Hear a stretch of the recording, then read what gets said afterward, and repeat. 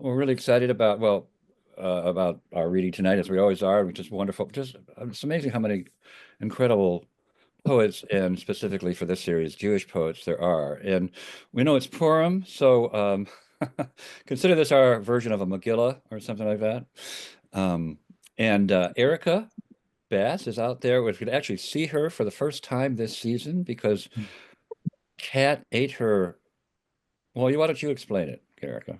Yeah, my cat decided to, one of them, I don't know which one, decided to chew the wires to my camera. So I was without a camera for a while, but I brought one from work. So I've got one now, and I put myself in a forest because I'm trying to manifest spring. So Love the forest, love the camera too, so we can finally see you. And I think the cats were working in cahoots together. 100%, 100%. They were mad at me or something. I don't know, but That's better.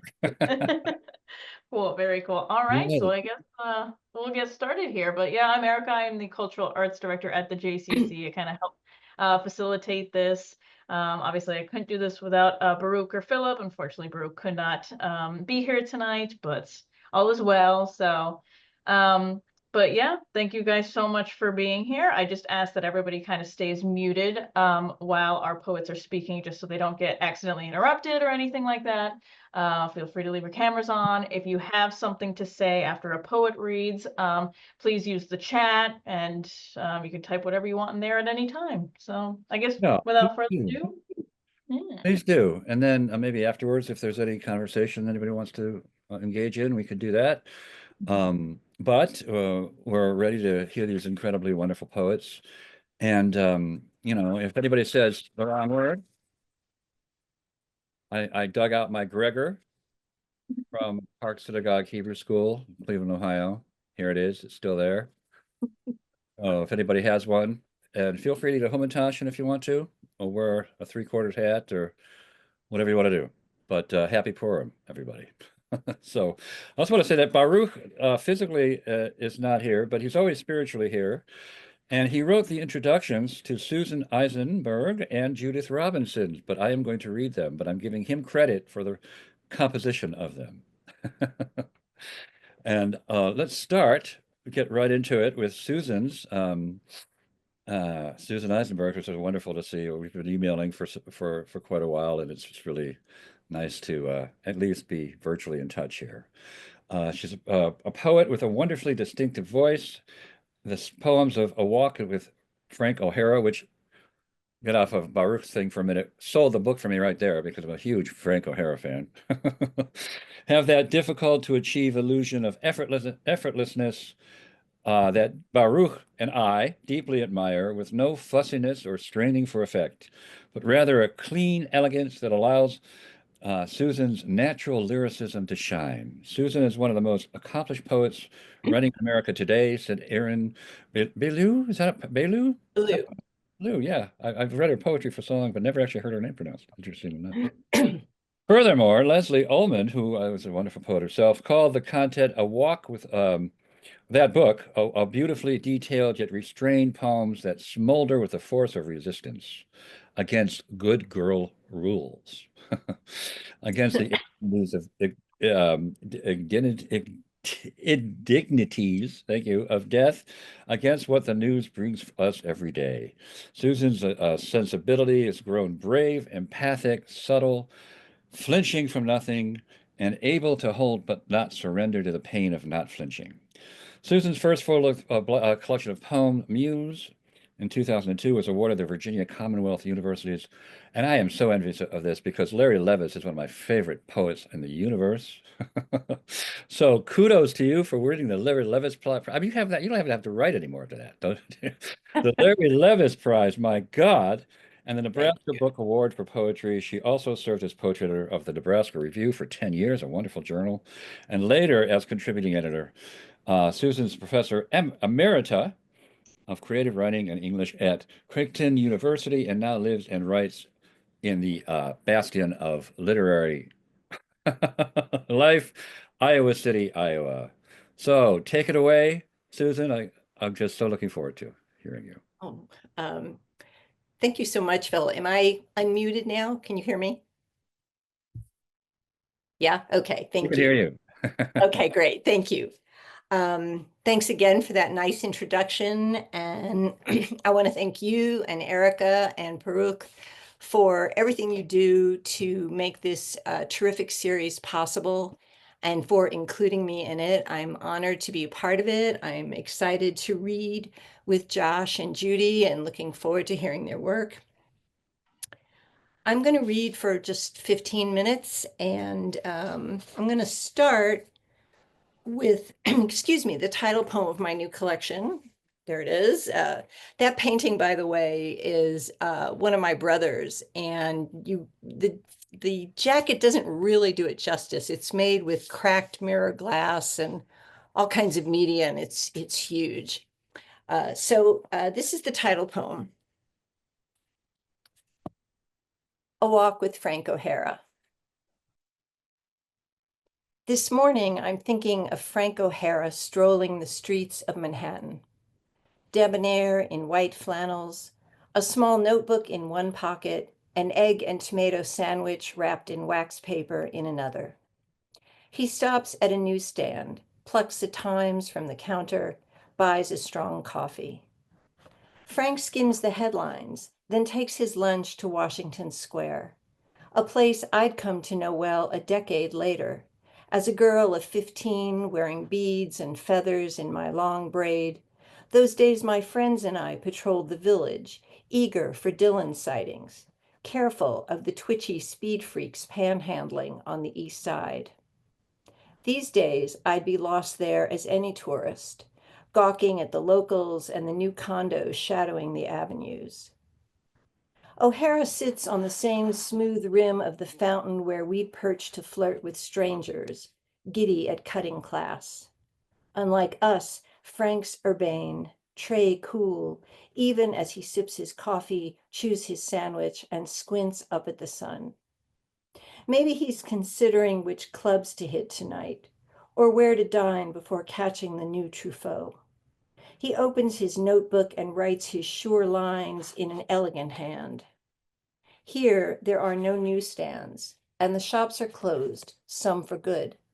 The streets downtown deserted as an empty movie set, and as sad. I walk the bridge over the Iowa River, wary behind my mask of those who come too close. I'm trying to forget the morning's news. The 200 at a house party in Beverly Hills, the 250,000 riders in Sturgis, the virus dirtying the air each time they laugh. One writer warns that this is how we end, not by contagion, but because we no longer care for each other. I stop and look out over the river, imagine O'Hara and me walking together in the city, and it's spring, and we can smell the salted pretzels and boiled hot dogs from the vendors' carts, the bright flowers circling the plane trees. It's still the ugly 50s, but the Kennedys, King, and Malcolm X are still alive, and neither one of us knows anyone who's left real life for Vietnam.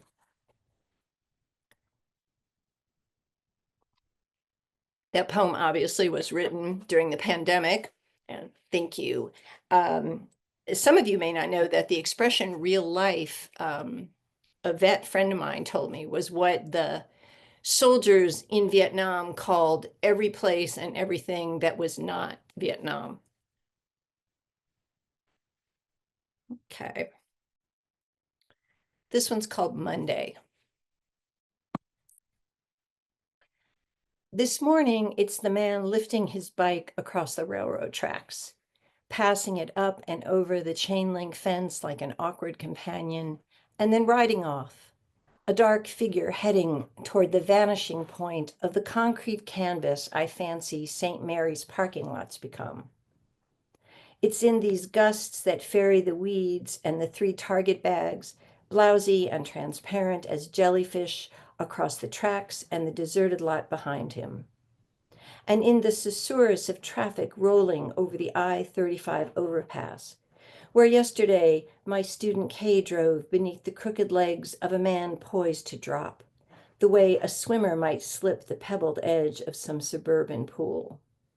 He didn't, but still, she writes, she felt her life divide between the moment his shadow fell across her windshield and all the ones to follow. I think it must have been in the voices of the cops who coaxed him down, and in their pulsing squad car lights, in the eyes of the passersby. I can feel it now in the rising breeze troubling the switchgrass and the chimes strung from our porch. It's in the stray cat making for the light and sound leaking from our windows, in the robin watching.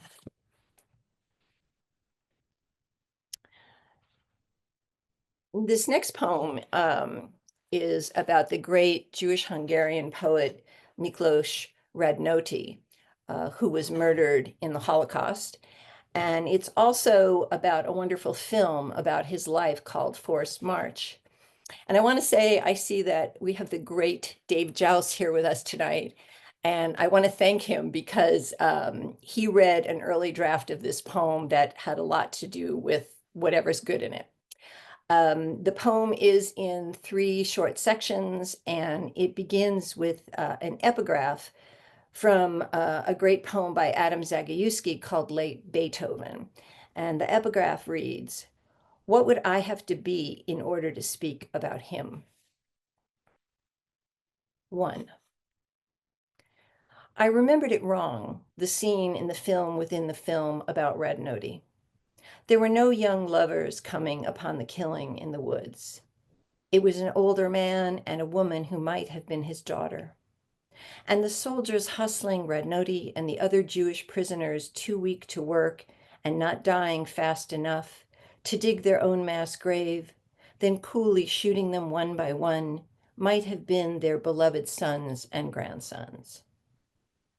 And I may have dreamed those listing skeletons march through postcard towns, sunshine on rags, the apple sellers, a blonde child rolling a wheel with a stick past the starving men.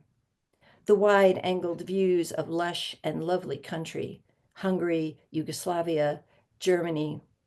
Those tracking shots of green swells of pasture and innocent cows grazing, peasants carrying their ancestral hatreds along with the sparse grain and potato crops in mule-drawn carts. These close-ups of those close-ups of adolescent soldiers grateful someone else is led away.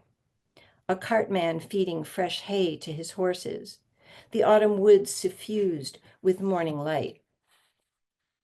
2. Everywhere in Hungary there are statues of him, in front of libraries, town halls.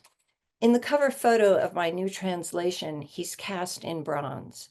Slender and tall, he leans against a wooden rail in a sunlit park, his handsome profile tilted down, as if he's staring at his shoes, lines forming perhaps in his mind. His poems were prophetic, writes one scholar. His gift arising, she thinks, from his Jewish predisposition to anticipate the worst. In the camps, on the marches, he wrote, in his filthy bunk among the worms and lice.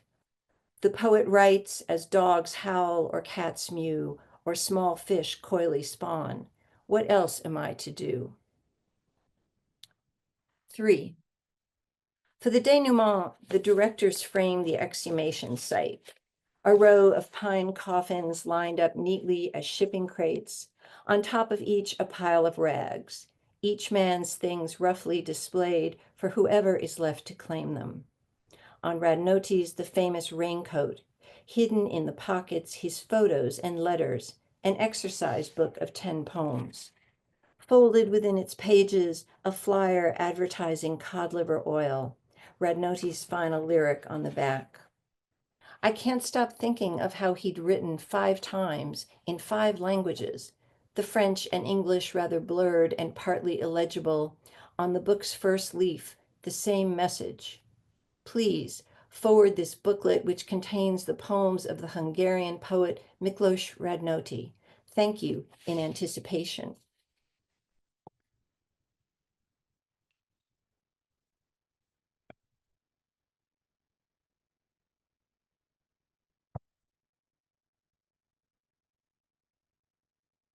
Errata.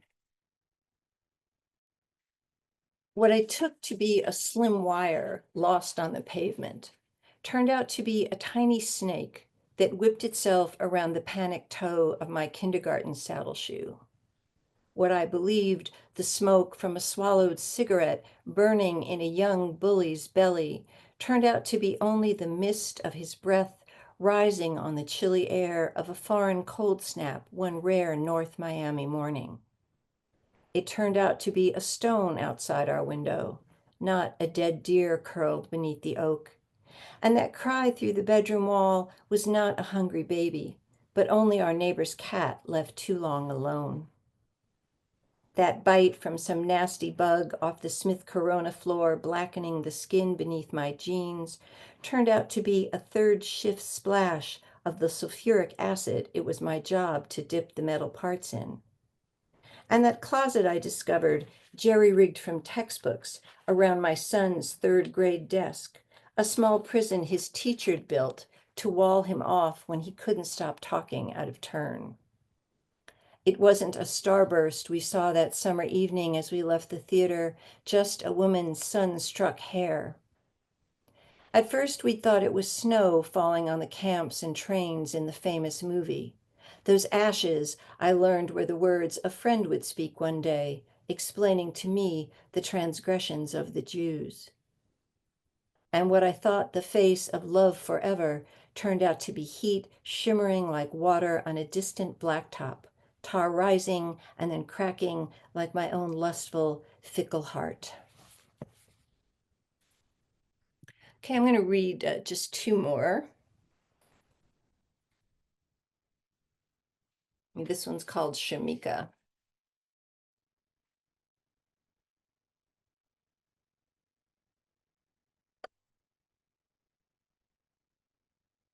One generation past Island, Shamika wears a heavy wig of waist-length dreads, hammered silver hoops the size of small hotcakes. She stands beside my mother lying in her hospital bed and sings Etta James a cappella. At last, my love has come along.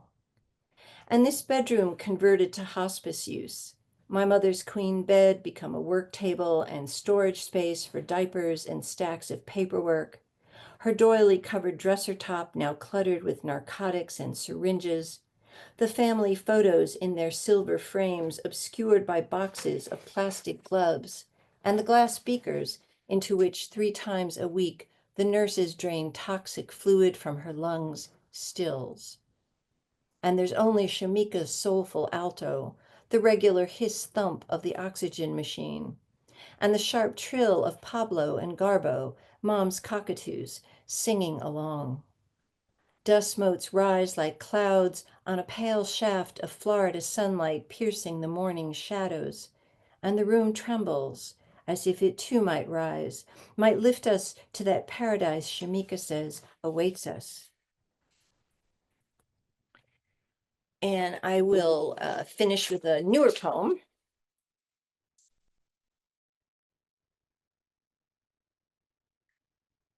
called Wind, Blue Sky.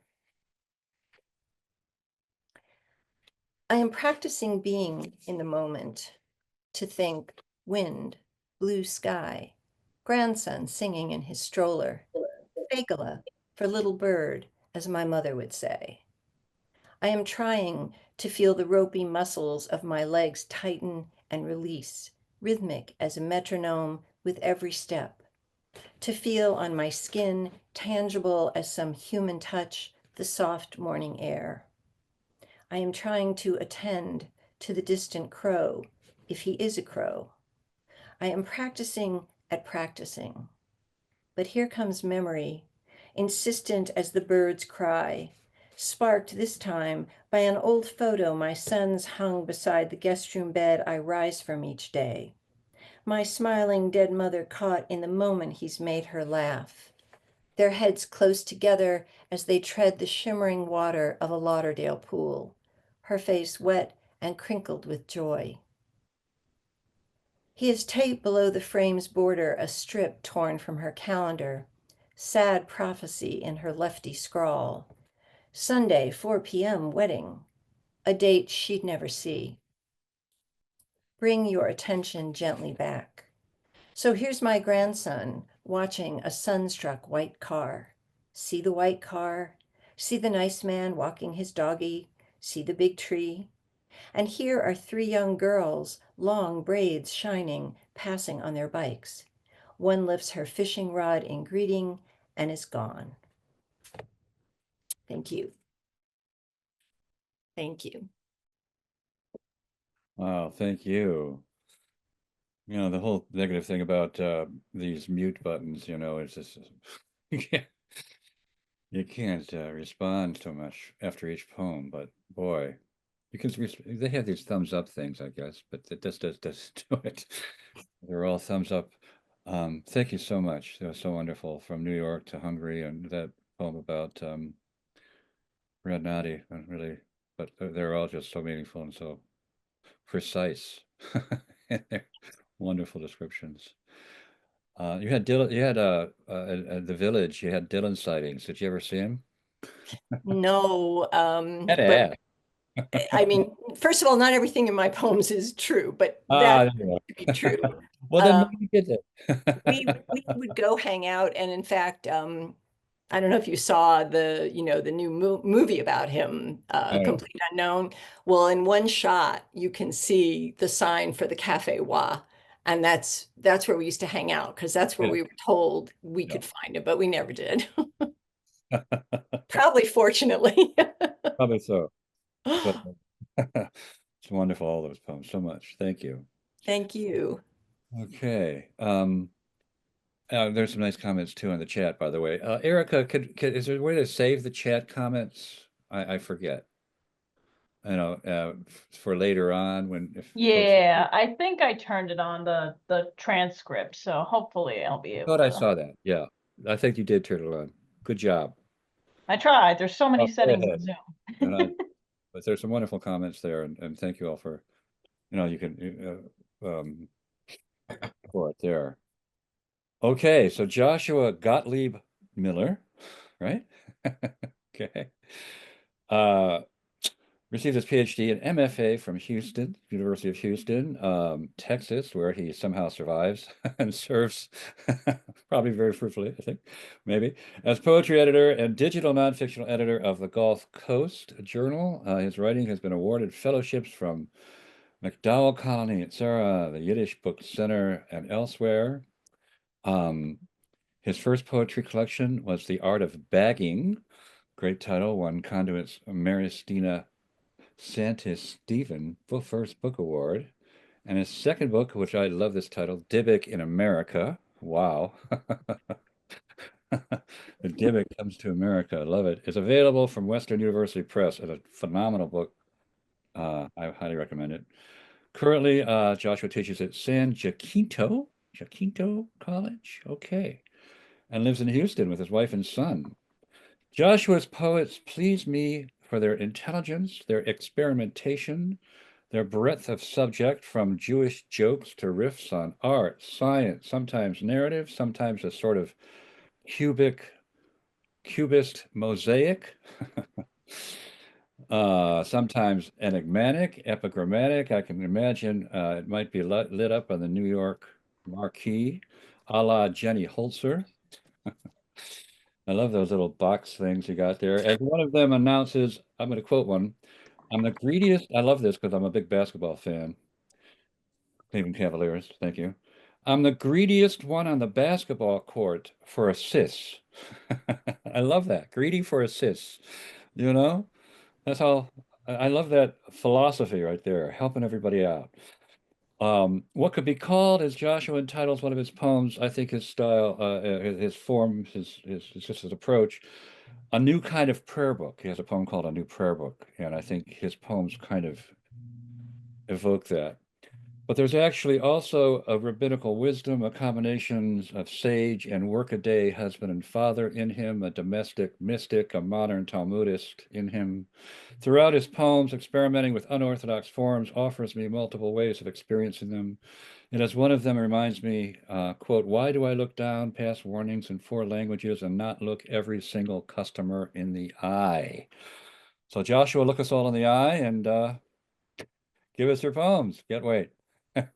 Thank you for that incredibly generous introduction. I'm almost scared to read now. Oh, no, that was great. Thank you so much. So I'm gonna read a few poems from the newest book, and then I'm gonna jump around, I think, to some new stuff, and possibly one from The Art of Bagging. We'll see how we're doing on time. But I'm delighted to be here, and I really appreciate everyone coming out. And I'll start us off with a bit of a poem thing. It's not quite a poem. It's kind of an interstitial, but it's poem, so we might as well. Poem is taught as a story of passing. Esther keeps her Jewishness secret when she marries the king.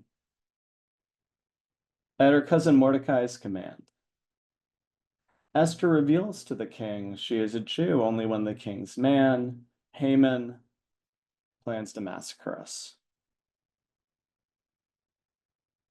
It enters, for example, into a home with a neglected mezuzah, because it knows someone resides here who was lax in spiritual practice and development. Purim, you get so drunk you can't tell your neighbor from a stranger, Haman from Mordecai, as if in your joy and wild abandon, you can't tell if you're blessing Haman and cursing Mordecai.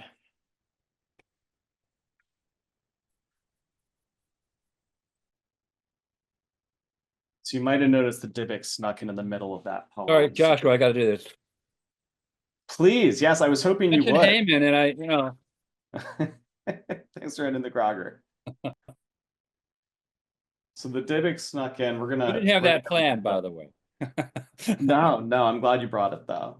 We're gonna get a little more Dybbuk. The Dybbuk's gonna keep sneaking into this book. Don't call me Dybbuk, Dybbuk says. That's so on the nose. Don't put me in a box, Dybbuk says. I'll possess the body of each poem. Who's the Dybbuk, you or I? Who's the object, who the I? Who says yes and who says no? Dybbuk wants to know.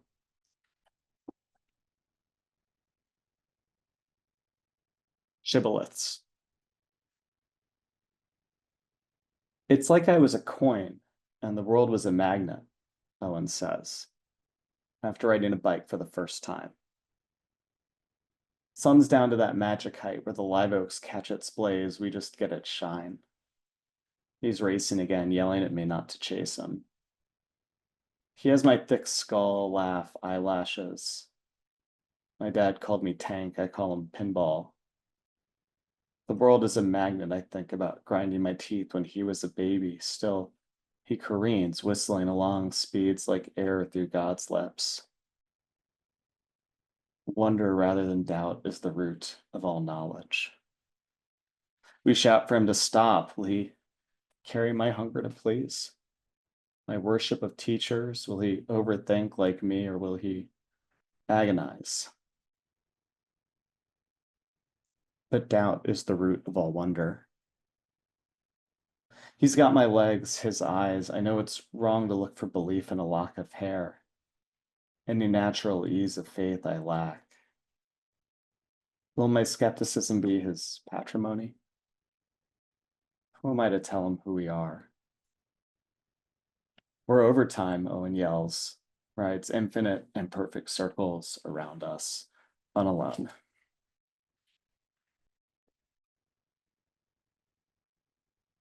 The Gulf. Dybbuk says God's a wave, fast and in a straight line down a hill. Lectures me on my disbelief. He's obsessed, I think. For school, Owen needs to record traditions. Our family tree, origins. Boundaries, boundaries, boundaries, Owen sings when I cling to him by the seawall. Lauren's rainbow dragon kite races behind us in sunlight-smothered gray cold clouds. We lost a kite last New Year's here. It happens that quick. Be careful, Owen warns 7 times. He warns us about the kite. I'm the same way. No one's ever asked who he is. He's not yet so caught up in loss.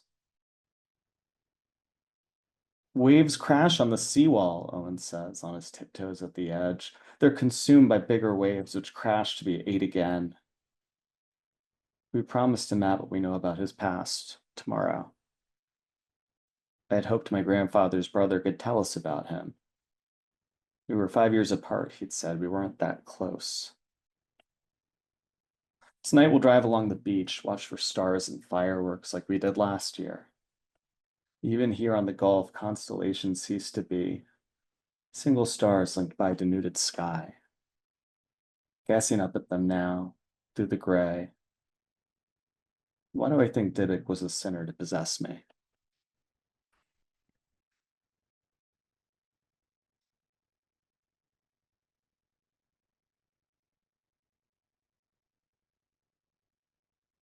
We're going to leave the book for a little bit and go to some newer poems. This one's called Demands. God's innocent first question. Where am I? Sky spits in our faces, flattens us. The sky flat out told us. Nature, like history, is not inclined to waste, abundant in its abandoning. And how does sky explain to a child we've been abandoned? I'm ready to spread the blame around. I get the idea of household gods. You take them with you when cities fall. As if the rain explains to the sky we've been abandoned. Sky is heaven, as sea. Rain comes down, then stops, starts again. Houston grows in its insistence. Cities are the biggest idols. Efficient systems mimic nature, self-sustaining, interpret means to come between as in shelter from the rain. Hi. I'm Zombie I'm Wells. listening to a poetry reading.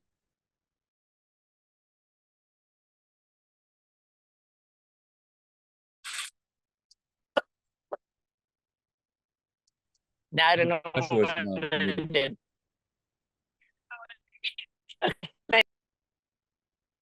Okay. All right, just to double check, when you come in, make sure that you stay muted. You keep unmuting, so. Okay, sorry, Josh, go right ahead. It's okay. I think we're at Zombie Wells, right? Everyone wants to go back to the Zombie Wells. I know. Zombie Wells, broken tablets, 1,000 abandoned skyscrapers. When the city's discovered in a millennia, as if a risen Atlantis, what gods will we believe to have sold? What demands left behind? Instructions fall like rain. Books God forgot to stop drowning. After the hurricane, stumps of trees waving us on. Let's stick in Houston. The Gulf reflects, after the poet Martha Surpass. When God forces down the prophet's throat, not metaphorical knowledge, but a literal scroll, the prophet brags about it. I believe in attention as a natural resource. You are what you eat. Yet cities emerge from rivers, and then rivers become afterthoughts.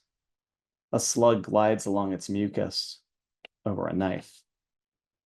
Our Superfund site started as two lowly increasing pits in the 60s in the San Jacinto River. Dioxins from a paper mill released by flooding and erosion.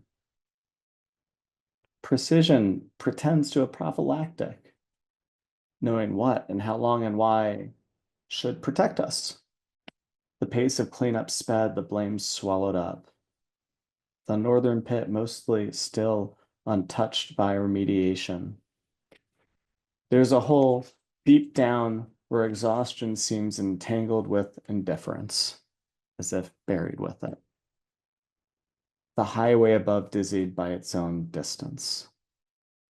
The company at fault manages a response, and I fear their repair as further incision. After one spill in the Gulf, responsible parties used dispersants to break up oil on the surface of the sea, so when news helicopters flew overhead, the waters were only choppy. Oil sank to lower depths, as if separated from itself. I imagine the prophet's vomit is ambergris. The golf eats away at the beach, but everything comes out again. Our city compartmentalizes nature, highlights what's left. Outdoor theater on a fabricated hill, biggest in the city. Kids lay in the grass. I've seen opera for children, watched an astronaut guitarist shout out a satellite, looked from that modest height across our vast medical center, like a new downtown in all its gravity and growth. Separate the spiritual from intellectual, physical from what you can't control, or it becomes mere cliche. I want to emerge from my own numbness without poisoning everyone around me. I have said not in my name, like that's enough. Today I took my son to summer camp at our botanic garden, recovered from a golf course, and sat for a minute in the greenery before work, the same when I picked him up. All the while, on the side of our duplex, a caterpillar attended to its business with the humility of an insect. Unlocking the front door, I heard my wife and son whisper. Crouching, they pointed at what he called milkweed. I had to get small to see the chrysalis. Almost missed its metamorphosis. Keep open my eyes and throat, as if sifting what I can do from what I endure. Tell the truth. Spit it out.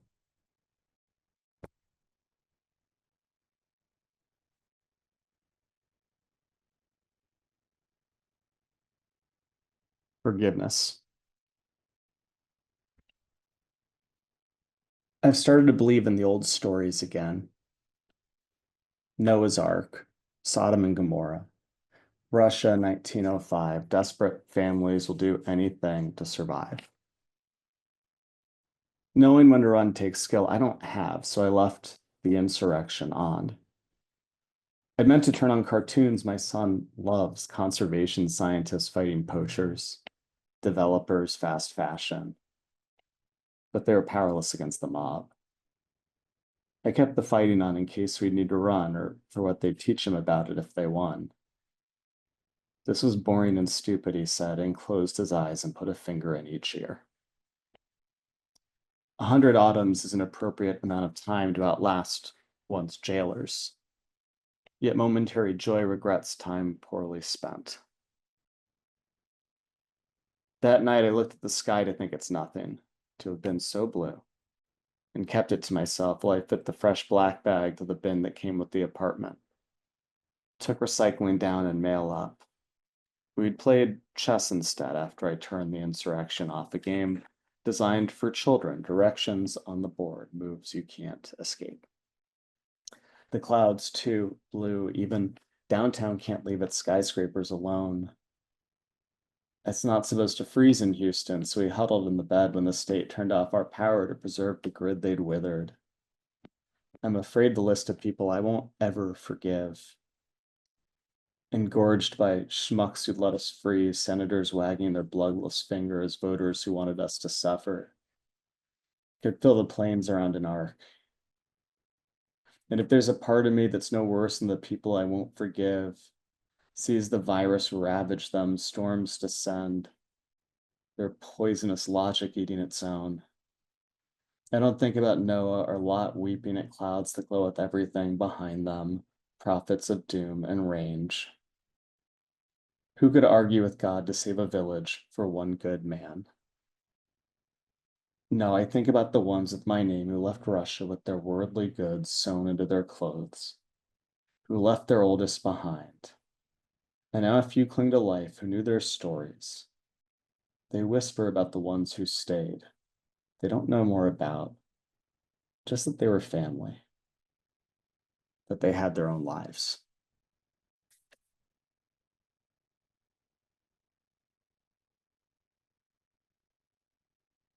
I like that poets usually give a warning when there's like 2 poems left. I don't think I have 2 poems left anymore. If I'm lucky, I've got time for one. Bill, are you giving me permission to go over by 1 poem?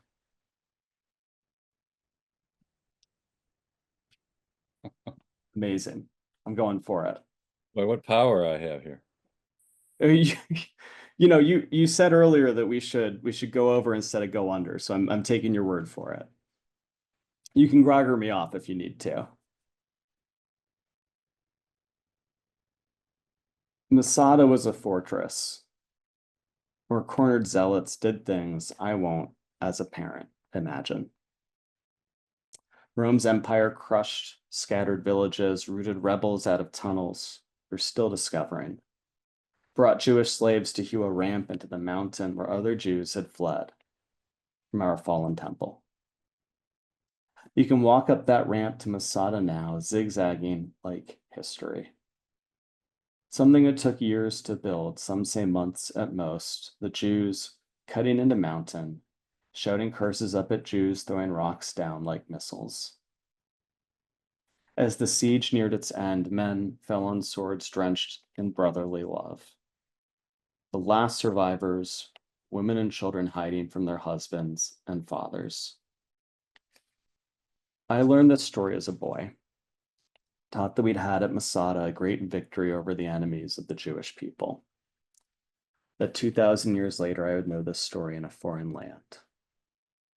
13 years ago, I went to Israel, just like I said I would every spring. I climbed Masada.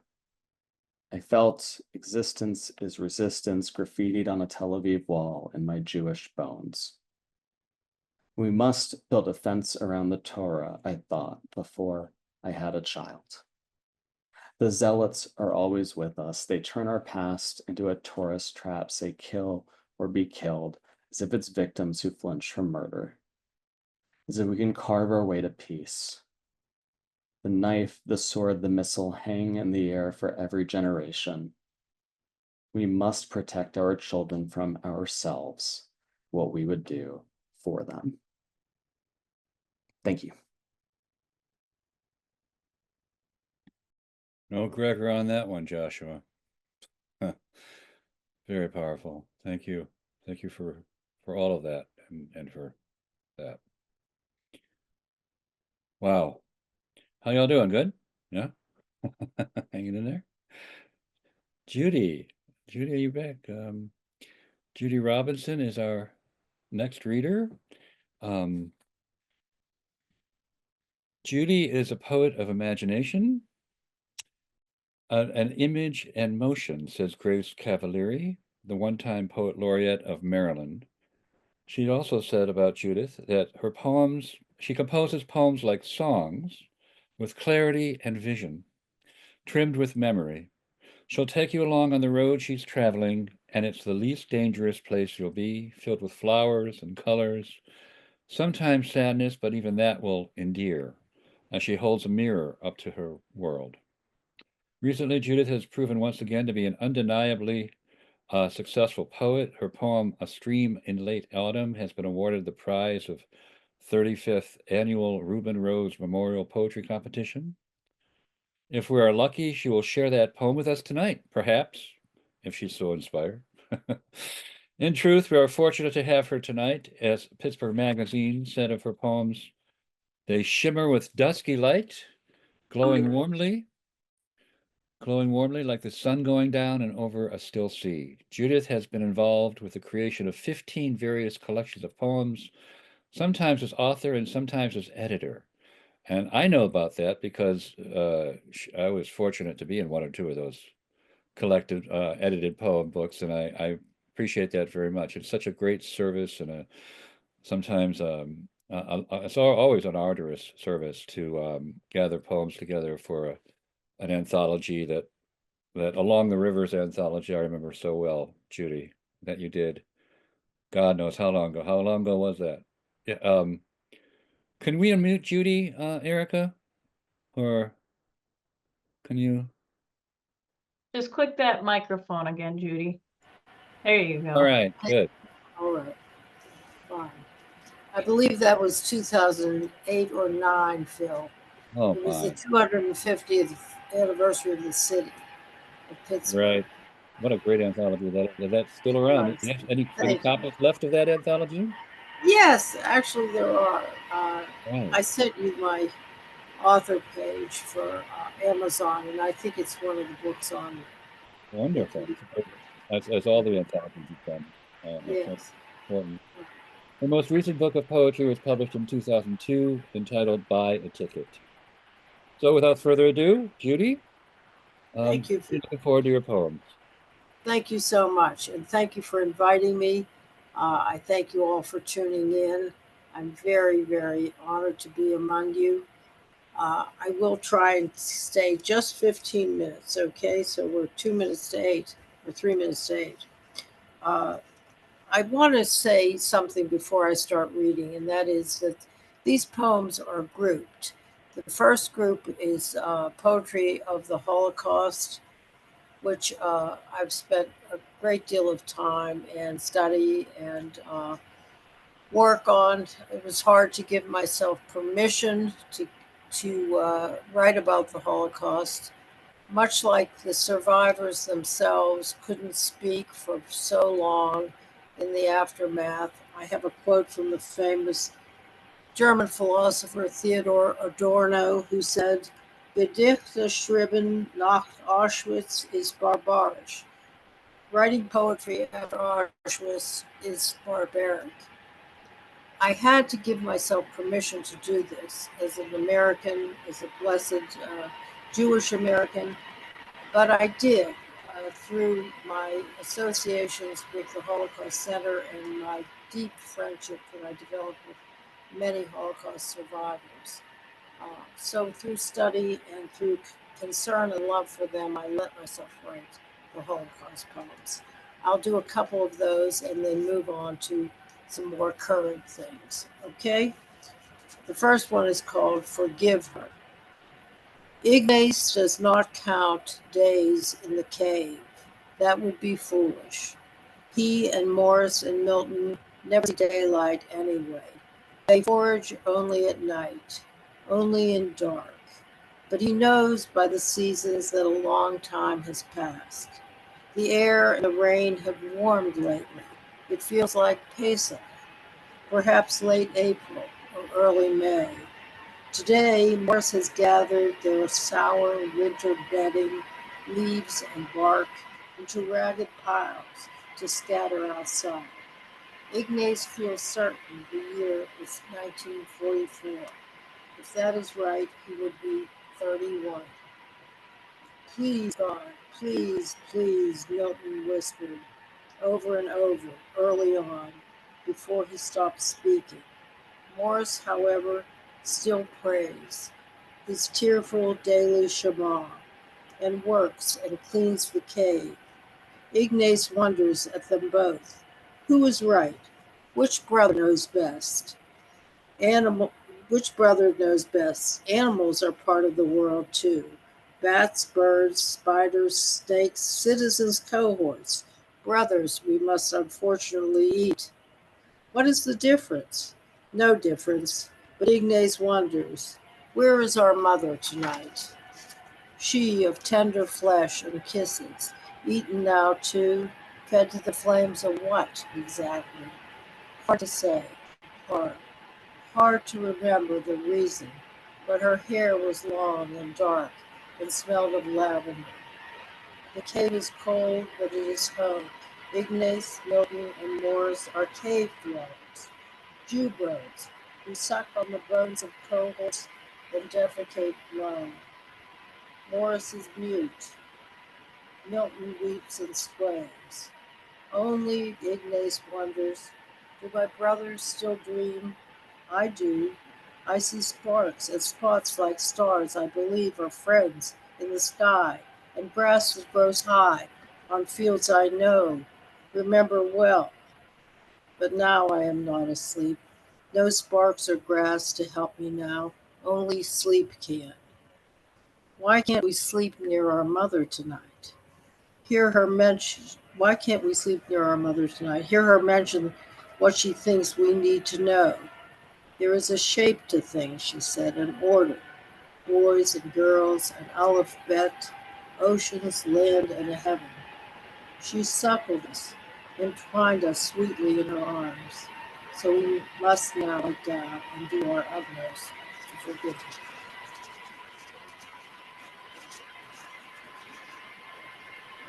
This is called Israel Eiler and His Peaceful Cow. Judy? Judy? Yes, If you could yes. maybe talk a little bit closer to the computer, sometimes it's a little hard to. You got Oh, most of I'm it. sorry. That's Is okay. it That's all right. better? Yeah, that's Is that better. better? Yeah. Okay. Yeah. This is called Israel Eiler and His Peaceful Cow. After 700 days of night, he emerged, a stunned Jew bird on bleeding hands and knees, light blinded by the years in his deep cave home. He came into the presence of the green sprung world again and remembered a sun, a moon, the roof of stars. It was then when he saw his own cow, dumb, peaceful, and not frightened in the quiet field, that he fell down and howled. Savage beneath a drift of wind and heedless blossoms, he clawed and wept and tore apart the abundant ground. And Israel Eiler was a person who lived in a cave throughout the Holocaust. So that poem is dedicated to him. His wife, Dora Eiler, was my very good friend, who I really, really, she was the person that inspired a lot of my work. And there are several poems to her, as well as the dedication of my chapbook, which I had here to show you, but I don't know where it went. Anyway, Dora Eiler, this poem is for her. It's called Skinless and Boneless for Dora Eiler. Skinless and boneless is how they wanted you. Heartless and gutless is how they were. To gorge themselves on the flesh of your people was the method they used to feed their rage. Vilified victim, chosen again, you chose survival. Butchering, baking, bearing corpses and ashes, they have goose-stepped into history. Skin, bones, brain, and screaming soul, you are still here. In this poem, Dora becomes my cousin. This is called A Dream of Dora. My cousin Dora, born before me, had been loved, grew up invincible as anyone at 16, when onto her unsuspecting head a nightmare of night descended. Every day became fetid night of Sophia the Gentile, no longer Dora, Dora gone, Dora no longer alive. The blur became walls splintered from fire and grain, fields high enough and caverns deep enough, anywhere to hide and move, never stay long. Run, run, run, never sleep long. Eat anything. Green in the dirt, keep moving, keep breathing. Another bridge, another barn. Run, run, run. Until at last, on the last night of all nights, she lay spent, a gray silhouette sunk to the ground of a musky forest. Something small slithered by. Dora again in the end, crawling after it, whispering, crooning, pleading to touch its softness. The final Dora poem is called No Respite.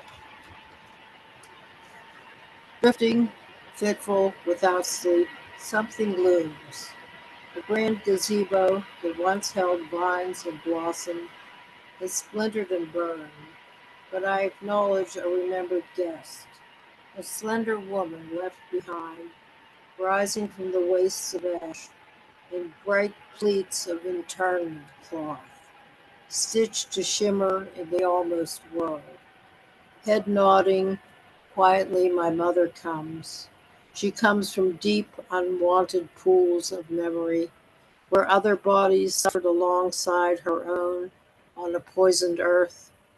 She touches my arm and whispers, listen to the warbler settled in above you. He sounds 3 notes, 2 short, 1 long and drawn in mercy. Try to hear. Forgiveness. So sweet his sound, his message, so sweet, so brief. Turn your cheek, but do not turn away. Let the notes invade your heart. Only then will you feast on what is left of dreams and idle easy in the coming silence. There follows no moonlight, no respite at dawn. She pleads what I cannot give, forgiveness. Okay, finally, this is, I think I'll skip this in this case. I have quite a few of these. This was Song for the End of Lithuanian Jewry. I'll read, this is important to me, so I'll read this one. This is a poem dedicated to Father Patrick Dubois. Patrick Dubois is a Catholic priest who has, I'll tell you something about him. He's a French Roman Catholic priest, former head of the Commission for Relations with Judaism of the French Bishops' Conference, and a consultant at the Vatican. He's the founder of Yahad in Unum, an organization dedicated to locating the sites of the mass graves of the Jewish victims of the Nazi mobile killing units, the Einsatzgruppen. These were the Nazi killers who went into what's now Russia and shot dead Jews. This was in addition to the 6 million the Germans got. This was a part. And he has found these graves. I met him. He came to Pittsburgh and did a lecture. Anyway, this is called Picnic at Belarus for Father Patrick Dubois. 1. The children are there too. Some know the Mozart, others are bored. Late afternoon, they march around, imitate the soldiers. The parents lay out the picnic, the wursts and cabbage, the clamor for sweets. 2. This was the verdant East, murder fields different than the West. The children accepted, keep their thoughts to themselves. Rat-a-tat-tat, rat-a-tat-tat. They fall down brilliantly. 3. Costly, 1 vital metal bullet per Jew, newly found, an addendum to the story. Torn hankies wipe the milky mouths. The real hand waves goodbye again. All right, in the interest of time, I do have one little holiday Jewish poem. It's not Purim, but it's a nice poem, so I'll include it. I think I'll include it. Oh no, I won't include it. I'm almost done, so I better just do something about the current situation of anti-Semitism in the world, which is a great concern to me. I've written a poem called Horns. There are 3 epigraphs. First epigraph: much casual death had drained away their souls. Anthony Hecht. Then, no monument stands over Baba Yom. I am each old man shot dead. Final epigraph: I cannot erase all the blood from my mind. Sagi Sifroni, Kibbutz Be'eril, October 7th, 2023. My thoughts on anti-Semitism. Horns. The deep primal knot at the base of the skull does not think.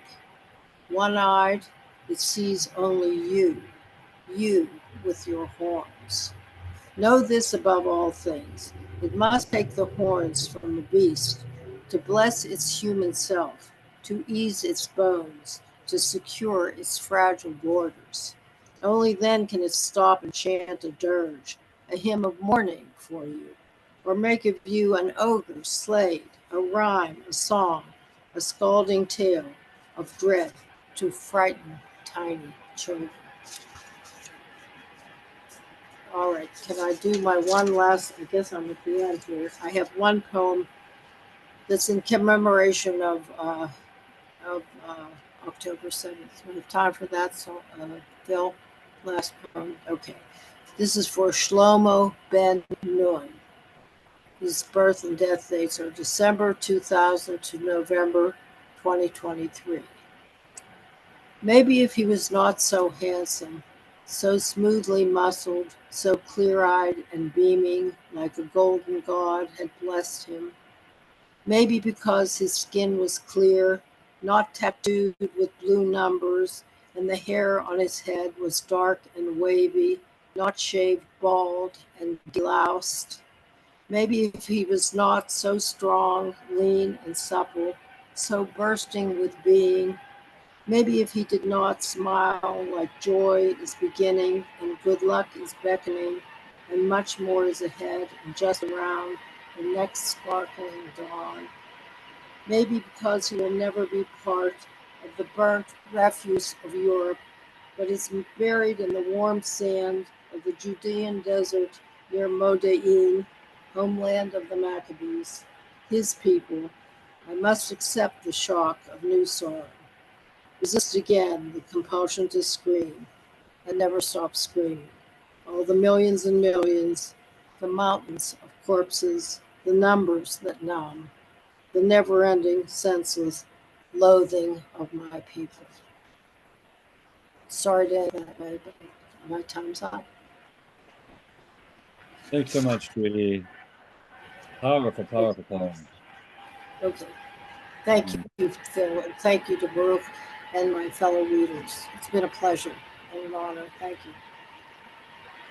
Wow, great poetry. So, any final words here from you can unmute. And I just want to thank the poets.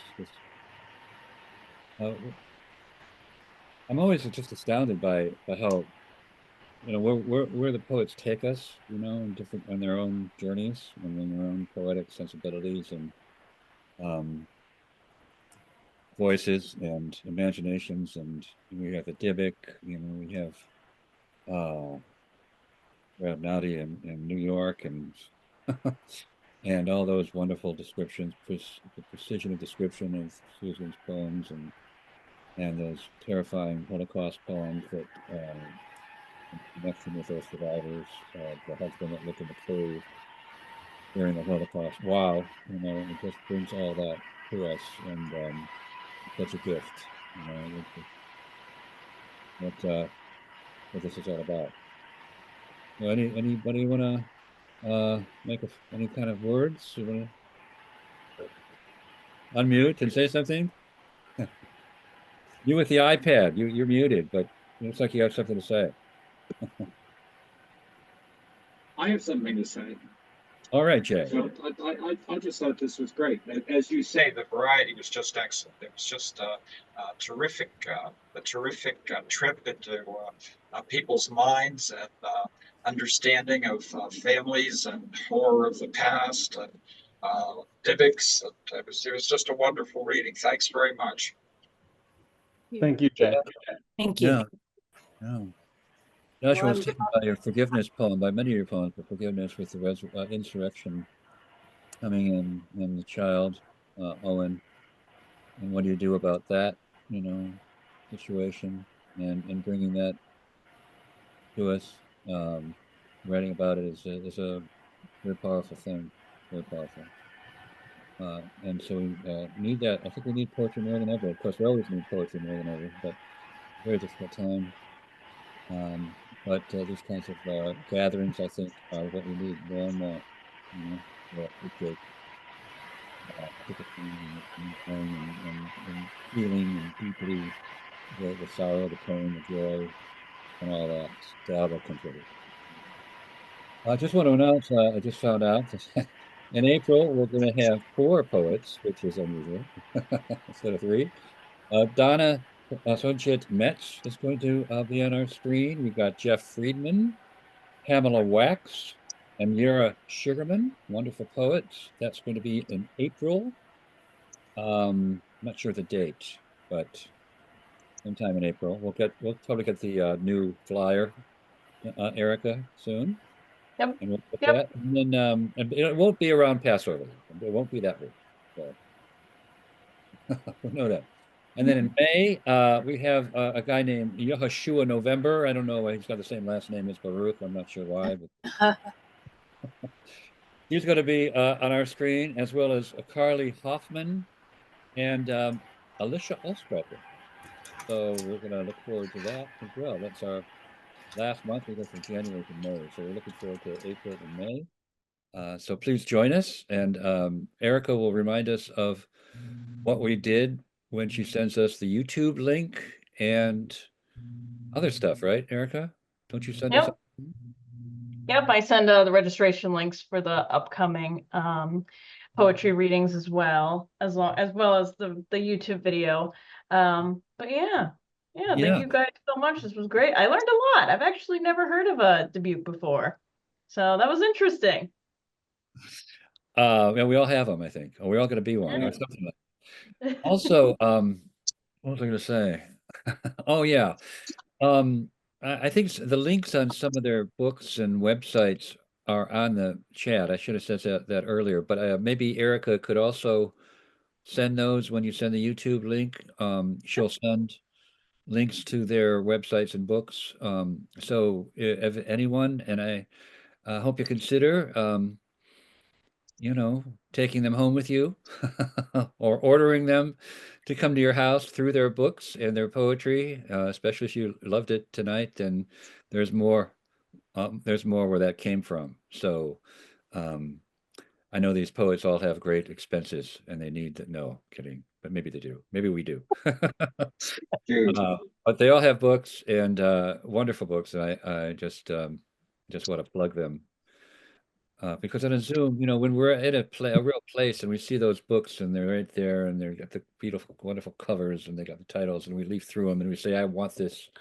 It's a lot easier. But so send us those links, Erica. And I want to thank Erica last of all because she's first and foremost here with the JCC, the representative that stays after a long day of working at the JCC and does this with us, and she's just wonderful. We couldn't have had a better friend in Erica, I can tell you, and a more supportive one. So thank you so much. Thank you. Plus, she has Thank to you for and she has to bringing all enjoy these people Buffalo. together.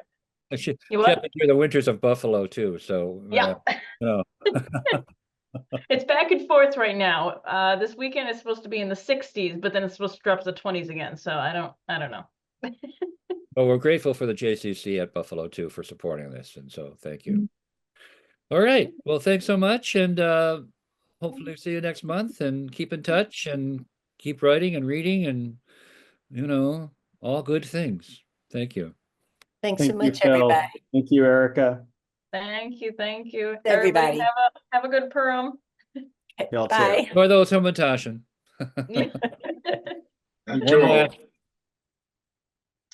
This is for our current leaders. How to do it. I had my grogger with me too.